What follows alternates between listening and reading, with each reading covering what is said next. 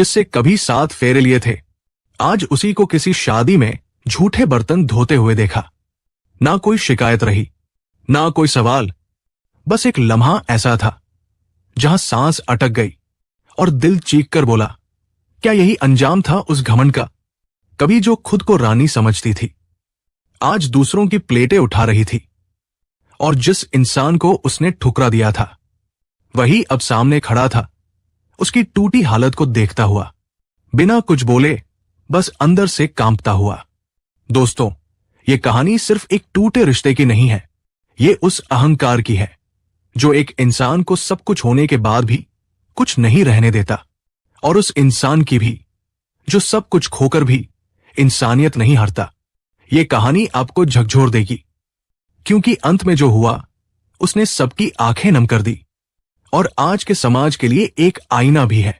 पूरी कहानी जानने के लिए वीडियो को आखिर तक जरूर देखें, लेकिन पहले वीडियो को लाइक करें, चैनल को सब्सक्राइब करें और कमेंट में अपना और अपने शहर का नाम जरूर लिखें। दोस्तों, ये सच्ची कहानी बिहार प्रदेश की राजधानी पटना की है, जहां एक मोहल्ले की शादी में हर तरफ चहल पहल थी। बैंड बज रहा था, लोग नाच रहे थे, और कोई भी नहीं जानता था कि इसी भीड़ के बीच किसी का अतीत चुपचाप दस्तक देने वाला है। अर्जुन, जो इस शादी में अपने दोस्त की छोटी बहन की शादी में शरीक हुआ था, बेहद सादगी से आया था, लेकिन अपने दोस्त की तरह हर जिम्मेदारी खुद पर ले रहा था।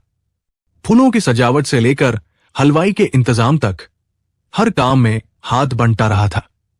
इसी बीच किसी ने उससे कहा, भाई अर्जुन, जरा हलवाई के पास जाकर देख लेना, मिठाइयों का काम ठीक चल रहा है या नहीं। अर्जुन मुस्कुराया और बिना कुछ कहे सीधा हलवाई के टेंट की ओर बढ़ गया। जैसे ही वो टेंट के पास पहुंचा, उसकी नजर एक कोने में रखे बर्तनों की सफाई वाली जगह पर पड़ी। वहां झुकी हुई एक महिला बर्तन रगड़ रही थी। चेहरे पर धूप और पसीने की परत थी। कपड़े मैले थे, लेकिन वो चेहरा कहीं देखा हुआ लगा। अर्जुन की सांसें थम गई, जैसे किसी ने उसके सीने में कोई भारी पत्थर रख दिया हो। उसने फिर से गौर से देखा, मीरा। उसके मुंह से बस एक धीमी टूटी सी आवाज निकली। वो महिला जो अब भी बर्तनों को घिसे जा रही थी, अचानक रुकी, और जैसे ही उसकी नजर अर्जुन पर पड़ी, हाथों से बर्तन गिर पड़े और उसकी आंखें भर आई। अर्जुन, उसने कांपते होठों से कहा, और अगले ही पल वो दौड़कर उसके पास आई और उसके पैरों में गिर गई। मुझे माफ कर दो अर्जुन, मैं टूट गई हूं, बिखर गई हूं, अब कुछ नहीं बचा मेरे पास। बस एक बार मेरी बात सुन लो।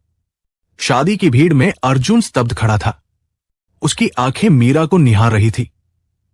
वही मीरा जो 5 साल पहले उसे अपने मायके के घमंड में छोड़कर चली गई थी, जिसने कहा था, मेरे पापा के पास इतनी जमीन है कि मुझे तेरे जैसे आदमी की जरूरत नहीं। लेकिन आज वही मीरा झूठे बर्तन धो रही थी, साड़ी की किनारी से आंसू पोंछती रो रही थी। अर्जुन झुका, उसे उठाया और बहुत ही नरम लहजे में पूछा, मीरा, ये क्या हो गया? तुम यहां इस हालत में? तुम्हारे पास तो सब कुछ था ना, तुम्हारे पापा, वो जमीन, वो रुतबा, फिर ये सब? मीरा ने कांपते हुए कहा, तू सुन सके, तेरी आंखें ये सब देख सके, इससे पहले तू मुझे माफ कर दे अर्जुन, क्योंकि मैं जानती हूं कि मैंने जो किया उसका कोई मोल नहीं। अर्जुन की आंखों में उस वक्त गुस्सा नहीं था, अफसोस नहीं था, बस एक चुप्पी थी, जैसे किसी पुराने जख्म को फिर से कुरेदा गया हो। जैसे दिल चाहता हो कुछ कहे, लेकिन जुबान पर कोई शब्द नहीं बचा हो। मीरा अब भी उसके सामने हाथ जोड़कर खड़ी थी। आंखों से आंसू बह रहे थे और आवाज थरथरा रही थी। अर्जुन, जब मैं उस दिन तुझसे लड़कर गई थी ना, तो मुझे लगा था कि मेरा फैसला बिल्कुल सही है। सोचा था कि अपने मायके में चैन से रह लूंगी, मेरी माँ पापा मेरे लिए सब कुछ करेंगे। लेकिन जाने अनजाने मैंने अपनी जिंदगी की सबसे बड़ी गलती की थी। अर्जुन कुछ नहीं बोला, बस उसका चेहरा देखता रहा। मीरा फिर बोली, तू चला गया, मैं अपने पापा के घर लौट गई। सबने मुझे कुछ दिन तो बड़े लाड़ प्यार से रखा, लेकिन उसके सिर्फ 6 महीने बाद ही पापा को एक रात अचानक हार्ट अटैक आया। और वो हमें छोड़कर चले गए अर्जुन, हमेशा के लिए। अर्जुन की आंखें भीगने लगी, लेकिन उसने उन्हें छुपा लिया। पापा के जाने के बाद सब कुछ बदल गया अर्जुन। मां तो जैसे खुद को तोड़ चुकी थी, और भैया भाभी ने धीरे धीरे असली रंग दिखाना शुरू कर दिया। वो भाभी जो कभी मुझे अपनी बहन कहती थी, अब ताने देती थी। मेरी मां को कहती थी कि तेरी बेटी तलाकशुदा है, कोई बोझ है हमारे ऊपर। मां की तबीयत भी बिगड़ने लगी और हम दोनों को मजबूरी में गांव छोड़कर पटना आना पड़ा। मीरा की आंखों से आंसुओं की धार रुकने का नाम नहीं ले रही थी। यहां पटना में किराए के एक छोटे से कमरे में मां के साथ रह रही हूं। मां बीमार है, कमाने वाला कोई नहीं, इसलिए मुझे ये सब करना पड़ रहा है। अर्जुन, शादी में बर्तन धोने का काम, झाड़ू पोंछा तक। उसकी बात सुनकर अर्जुन की मुट्ठी भींच गई। दिल अंदर से कसक उठा, क्योंकि वो जानता था मीरा जैसी लड़की जो कभी अपने नखरों के लिए जानी जाती थी, वो अगर बर्तन धो रही है तो हालात सचमुच बहुत बुरे होंगे। कुछ पल तक चुप्पी छाई रही। मीरा ने धीरे से कहा, मैं जानती हूं कि मैंने बहुत बड़ी गलती की थी, तुम्हारे परिवार के साथ भी और तुम्हारे साथ भी। लेकिन उस दिन जब तुम्हें भाई के लिए अपनी सारी सैलरी देते हुए देखा था, तब भी समझा नहीं था मैं, और आज जब खुद पर बीत रही है तब हर एक बात याद आती है। फिर थोड़ी देर बाद उसने कांपते हुए पूछा, अर्जुन, मेरी बेटी कैसी है? क्या वो अब भी तुम्हारे साथ है? ये सुनते ही अर्जुन का चेहरा सख्त हो गया। वो पल जिसने उसे सबसे ज्यादा तोड़ा था, जब मीरा ने अपनी बेटी को बिना देखे छोड़ दिया था। लेकिन फिर भी अर्जुन ने जेब से मोबाइल निकाला और मीरा को उनकी बेटी त्रिशा की तस्वीर दिखा दी। मीरा उस फोटो को देखते ही टूट गई, जैसे उसकी रूह कांप गई हो। ये मेरी बेटी है, इतनी बड़ी हो गई। और वो वही जमीन पर बैठकर रोने लगी, हाथ जोड़कर बोली, बस एक बार, सिर्फ एक बार मुझे उससे मिला दो अर्जुन। मेरी बेटी से मिलने की मेरी आखिरी ख्वाहिश है। अर्जुन का दिल पिघल चुका था। उसने बस इतना कहा, कल दोपहर यही मिलना, मैं त्रिशा को लेकर आऊंगा। मीरा ने सिर हिलाया और कहा, शुक्रिया। आज पहली बार लगा कि शायद तू अब भी कहीं न कहीं इंसानियत की मिसाल है। अगले दिन दोपहर मीरा उस मंदिर के पास पहले से खड़ी थी जहां अर्जुन ने मिलने को कहा था।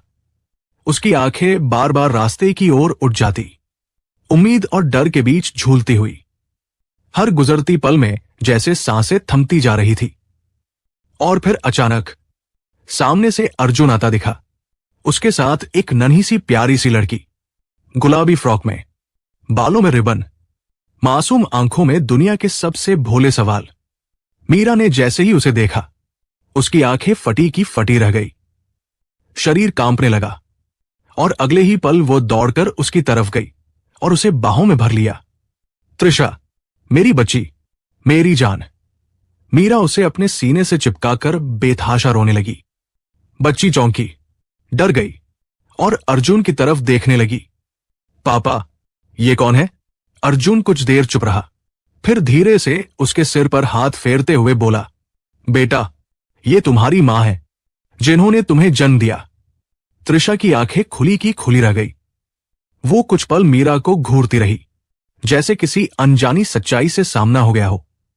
लेकिन बच्चों का दिल साफ होता है, उसमें न हिसाब होता है न नफरत। उसने धीरे से अपनी नन्ही बाहें मीरा के गले में डाल दी। आप मेरी मम्मी हो? मीरा अब तक फूट फूट कर रो रही थी। हाँ बेटी, मैं ही हूं, तेरी मां। मुझे माफ कर दे, मैं बहुत बुरी मां थी, लेकिन आज तूने मुझे छूकर सब कुछ लौटा दिया। वो तीनों वहीं सड़क किनारे बैठे रहे। अर्जुन भी भावुक था, लेकिन अब भी उसकी आंखों में बहुत कुछ अनकहा था। मीरा ने धीरे से कहा, अर्जुन, बस एक बार और एक काम कर दे। क्या? मुझे मेरी मां के पास ले चल। तूने इतने सालों में उनसे भी तो नाता तोड़ लिया होगा। अर्जुन ने उसकी आंखों में देखा, कुछ देर सोचा, फिर कहा, चलो, लेकिन वहां कुछ उम्मीद मत लेकर जाना, बस मिलने चलो। तीनों एक ऑटो में बैठकर पटना के उस छोटे से मोहल्ले की ओर निकल पड़े, जहां मीरा अब अपनी मां के साथ एक किराए के कमरे में रहती थी। घर बहुत ही साधारण था, दरवाजा टूटा हुआ। अंदर एक बिस्तर जिस पर झुकी हुई उम्रदराज महिला लेटी थी, मीरा की मां, जिनकी आंखें अब भी बेटी के लिए डबडबाए रहती थी। जैसे ही उन्होंने अर्जुन को देखा, वो बिना कुछ कहे रोने लगी। बेटा अर्जुन, तू आया? तू सच में आया? अर्जुन उनके पैरों के पास बैठ गया। कैसी है मां जी? अब तक तो ठीक थी, लेकिन अब लग रहा है कि मेरी बेटी को फिर से खो दूंगी, क्योंकि वो अब भी अकेली है। बेटा, मीरा वही खड़ी थी, सिर झुकाए हुए। तूने दूसरी शादी नहीं की अर्जुन, तो अगर मेरी बेटी को नौकरानी बनाकर भी रखना पड़े तो रख लेना, लेकिन अकेली मत छोड़ना बेटा। ये सुनते ही अर्जुन के चेहरे पर गहरी खामोशी छा गई। मीरा ने कांपती आवाज में कहा, मैं अब शिकायत नहीं करूंगी अर्जुन, कोई ताना नहीं दूंगी, कोई घमंड नहीं करूंगी। मैं सिर्फ एक मां हूं अब, जो अपनी बेटी को पालना चाहती है। तुम्हारे घर की जिम्मेदारी बनकर रहूंगी, सिर्फ एक कोना दे देना। अर्जुन ने एक बार त्रिशा की तरफ देखा, जो अब भी अपनी मां का हाथ पकड़े खड़ी थी। फिर उसने एक गहरी सांस ली और बोला, मीरा, मैं अभी कुछ नहीं कह सकता। मुझे पहले अपने घर वालों से बात करनी होगी, क्योंकि अब वहां पहले जैसा माहौल नहीं है। मीरा और उसकी मां ने एक साथ सिर हिलाया। हां बेटा, जैसे तू ठीक समझे। अर्जुन ने मीरा और उसकी मां से विदा ली, त्रिशा को साथ लेकर घर लौट आया। लेकिन उस रात उसके भीतर एक तूफान चल रहा था। 5 सालों की दूरी, तलाक के बाद के दर्द, उस घर से जाते हुए मीरा की कहानियां, और अब अचानक फिर से उसका लौट आना। अर्जुन इन सब के बीच उलझा बैठा था। सुबह होते ही अर्जुन ने फैसला किया कि अब इस बारे में सब कुछ साफ साफ अपने घर वालों से बात करनी चाहिए। चाय की टेबल पर मां, बाबूजी, भैया, भाभी सभी बैठे थे। त्रिशा अपने खिलौनों से खेल रही थी और अर्जुन गहरी सांस लेकर बोला, मुझे आप सबसे एक जरूरी बात करनी है। मीरा की याद है ना आप सबको? सबके चेहरे पल में गंभीर हो गए, जैसे कोई पुराना जख्म फिर से ताजा हो गया हो। मां ने हल्के से कहा, हां बेटा, भूल भी कैसे सकते हैं। अर्जुन बोला, कल मेरी उससे मुलाकात हुई, एक शादी में। वो बर्तन धो रही थी, हालत बहुत खराब थी। मां बीमार है, किराए के कमरे में रहती है, बेटी से मिलने की भीख मांग रही थी। घर एकदम शांत हो गया। फिर अर्जुन ने थोड़ा रुककर कहा, मैं उसे उसकी बेटी से मिला लाया, मां से भी मिलाया। उन्होंने कहा कि अगर मैं चाहूं तो मीरा को अपने साथ दोबारा रख लूं। वो अब नौकरानी की तरह रहेगी, बस बेटी की परवरिश कर सके इतनी जगह दे दूं। मां की आंखें भर आई। बाबूजी ने चुपचाप सिर झुकाए रखा। भैया ने धीरे से पूछा, और तू क्या सोचता है अर्जुन? मैं कुछ नहीं सोच पा रहा भैया। अर्जुन की आवाज भारी हो गई। गलती उसकी थी, लेकिन सच कहूं तो उस वक्त मैं भी बहुत नाराज था। मैं क्यों उसके पीछे जाता? उसने खुद कहा था कि अब इस घर में नहीं रहना। वो गई, मैंने भी दिल से निकाल दिया। लेकिन आज जब उसे उस हालत में देखा तो सब कुछ अंदर से हिल गया। अब समझ नहीं आता, क्या उसे माफ करूं या उसे यूं ही छोड़ दूं। मां उठी और अर्जुन के पास जाकर उसके कंधे पर हाथ रखकर बोली, बेटा, अगर तू उसे माफ कर सका है तो उसे और उसकी मां दोनों को घर ले आ।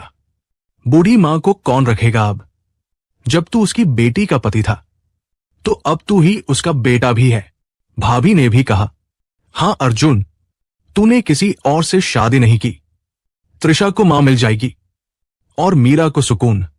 अर्जुन के चेहरे पर पहली बार थोड़ी सी राहत दिखाई दी। ठीक है मां, फिर मैं आज ही उन्हें लेने जाता हूं। अर्जुन ने जब मीरा और उसकी मां को दोबारा घर लाने का फैसला किया तो उसका मन हल्का जरूर हुआ, लेकिन रास्ते भर उसके भीतर एक अजीब सी बेचैनी थी। एक डर था, कहीं वही पुरानी बातें, वही ताने, वही शिकायतें फिर से सब कुछ तोड़ न दे। लेकिन जब उसने मीरा के दरवाजे पर दस्तक दी तो भीतर से जो चेहरा निकला वो पहले वाली मीरा नहीं थी। वो चेहरा अब झुक चुका था। आंखों में चमक नहीं, सिर्फ पछतावे का नमक था, और होंठों पर कोई जिद नहीं, बस मौन थी। मीरा ने दरवाजा खोला तो अर्जुन को देखकर उसकी मां सहारा लेकर उठी और फिर कांपते स्वर में बोली, बेटा, क्या तेरा मन बदल गया क्या? अर्जुन ने मुस्कुराकर कहा, नहीं मां, अब मन नहीं बदलेगा। आप दोनों मेरे साथ चलिए। आपका घर अब आपका इंतजार कर रहा है। मीरा कुछ नहीं बोली, बस हाथ जोड़ दिए और धीरे धीरे अपनी मां को सहारा देते हुए तैयार हो गई। रास्ते भर तीनों चुप थे, लेकिन सबकी आंखों में एक अजीब सी उम्मीद पल रही थी। जैसे ही वे अर्जुन के घर पहुंचे, दरवाजे पर मां पहले से खड़ी थी। भाभी ने दरवाजा खोल दिया और जैसे ही मीरा ने घर की दहलीज पर पांव रखा, अर्जुन की मां ने थाली में दीप जलाकर उसका स्वागत किया। मीरा वही झुक गई और उनके पैर पकड़कर रोने लगी। मां, आप लोग मुझे माफ कर दीजिए। मैंने आप सभी को बहुत दुख दिए हैं। मां ने उसका सिर सहलाया। अब रोने की नहीं, बस सबक लेने की जरूरत है बहू। इस बार घर आए हो तो बेटी की मां बनकर और सबकी बेटी बनकर रहना, बहू नहीं रानी बनकर रहना। मीरा फूट फूट कर रोने लगी। त्रिशा दौड़कर आई और मां के गले लग गई। मम्मा, मम्मा, आप अब यही रहोगी ना? मीरा ने उसे चूमते हुए कहा। हां बेटी, अब कहीं नहीं जाऊंगी। अब मेरी दुनिया बस यही है। अर्जुन एक कोने में खड़ा उन सबको देख रहा था। चेहरे पर एक लंबी यात्रा की थकान थी, लेकिन उस थकान में अब राहत थी। कुछ दिनों बाद मीरा की मां का भी इलाज शुरू हुआ। घर के सभी लोग मिलकर उनका ध्यान रखते थे और धीरे धीरे उनकी तबीयत भी सुधरने लगी। मीरा अब वही थी, लेकिन बदली हुई थी। वो सुबह सबसे पहले उठती, मां के लिए दवा रखती, भाभी के कामों में हाथ बंटाती, त्रिशा को तैयार करके स्कूल भेजती और अर्जुन के टिफिन में हाथ से लिखा एक छोटा सा नोट रखती। शुक्रिया अर्जुन, मुझे दोबारा जिंदगी देने के लिए। अब इस घर में शिकायतें नहीं थी, केवल समझ थी। पहले जहां बहू बनकर मीरा हार गई थी, वही अब बेटी बनकर सबका दिल जीत रही थी। शादी के 5 साल बाद जो टूटा घर था, वो अब एक सहेजा हुआ रिश्ता बन गया था। दोस्तों, कभी कभी हम अपनी जिद में अपनों को खो बैठते हैं, लेकिन वक्त जब पलटता है तो वही रिश्ते हमें जिंदा रख जाते हैं। आप बताइए, क्या अगर आप अर्जुन की जगह होते तो मीरा को माफ कर पाते? अपना जवाब नीचे कमेंट में जरूर लिखिए। और